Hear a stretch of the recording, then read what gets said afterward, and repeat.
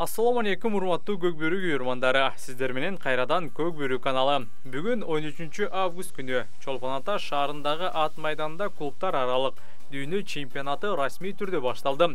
Расмий ачылыш аземинде өлкө башчысы Садыр Жапаровтагы катышты. Бул чыгарылышта мелдештин биринчи күнүндө болуп өткөн оюндардын жыйынтыктарын айтып беребиз. Бул күндүн борбордук беттешинде ынтымак командасы менен Сарыөзөн клубу кез келишти. Oyun тең атаандаштыкта башталып, алгачкы жекеме-жеке кармаштарында Өмүрбек Эсен уулу Исхак Бекболот уулуна жеңилип жатты. Бирок Исхак жана анын командасы улакты тегерек чийинден алып чыгышканы менен андан ары ийгиликтүү чабуул уюштура алышкан жок. Ал эми 10-чу мүнөтүндө жаракытынан айыгып чоң оюндарга кайткан Ноорус Ратбек уулу Сиздердин өтүнүчүңүздөр боюнча акциянын мөөнөтүн узарттык. Саймадан үйдөгү интернет менен телевидениеге 55% арзандатуу. Болгону 580 сомго жогорку ылдамдыктагы интернет, 200дөн ашуун телеканал, кинотеатрларды көрүү мүмкүндүгү жана белекке приставка берилет. Ылдамда тезирээк өтүнмө калтыр.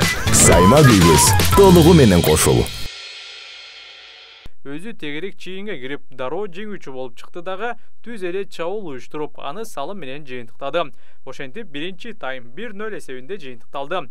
Ал эми экинчи таймдын ортосунда Дастан Сагынбек уулу жаза мамыга кетип, Сарыөзөн бир оюнчуга көп ойноду. Бирок дал ушул учурда азчылыкта ойноп жаткан ынтымак экинчи салымын салды.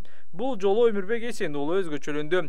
Экинчи бөлүктүн акыркы мүнөттөрүндө Нуржан Мелисбек уулу 3-чү салымды атаандаштын тайгазанына ыргытып, беттештин интригасын түшүрдү. 3-чү таймдын 7-чи мүнөтүндө Нуржан оюндагы экинчи салымын салганга үлгүрдү. Бул эпизоддо Рустам Тыналиев дагы, Рамзат Бөкөнбаев дагы ага тоскоолду кыла алышкан жок. Көп өтпөй Сарыөзөндүн капитаны, лидери Сейитбек Анарбек уулу көңүл жугатчу салымды салып, эсеп сандарын кыскартты. Ал эми оюндагы акыркы салымды ынтымактын дагы бир жекеме-жекедеги чебери Кушчубай Идис уулу салды. Ал тегерек чийинде болгон эрөөлдү жеңүүчү болуп, түз эле тайгазанга жакындап барып, таамай улакты ыргытты. Ошентип ынтымак 5-1 эсебинде Сарыөзөндү утуп, Достук кубогунун жарым финалына чыкты. Жарым финалда ынтымак казак клубтары менен ойнойт. Ал эми Сарыөзөн 5-8 орундар үчүн күрөштү улантат. Урматтуу көрөрмандар, бул оюн тууралуу оюңуздар кандай? Комментарий жазыңыздар. Кайсы оюнчу беттеште мыкты болду жана Сарыөзөн эмнеге утулуп калды?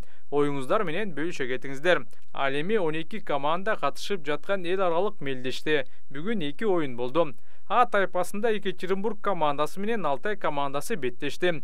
Белгилеп кетчү нерсе, Екатеринбургка Көкжал командасынын оюнчулары кошулса, Алтайга Жетаке клубунун кулакчылары жардам берди. Оюн 5-0 эсебинде Алтайдын жеңиши менен аяктады. Алтайдын курамынан Майрамбек Амангелдиев 3 салым салса, Темирлан Давлатбеков менен Тынчтык Окенов бир жолудан өзгөчөлөнүштү.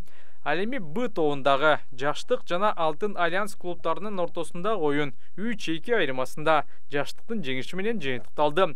Жаштыктын курамынан 3 улакты тең Эшмурат Эшмуратов ыргытты. Ал эми Алтын Альянстын курамынан жалгыз Эржан Төлөбеков өзгөчөлөндү. Дагы бир салымды Жаштыктын оюнчусу Жолдош Назаркулов өз тайгазанына кокусунан ыргытып алды.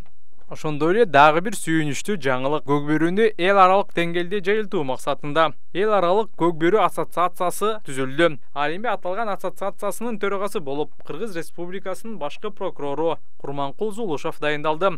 Ошондой эле аталган уюмдун вице-президенттери болуп Казакстандан Гани Дирманов, Өзбекстандан Равшанбек Атхамов жана Алтай Республикасынан Эркин Тузачинов шайланды.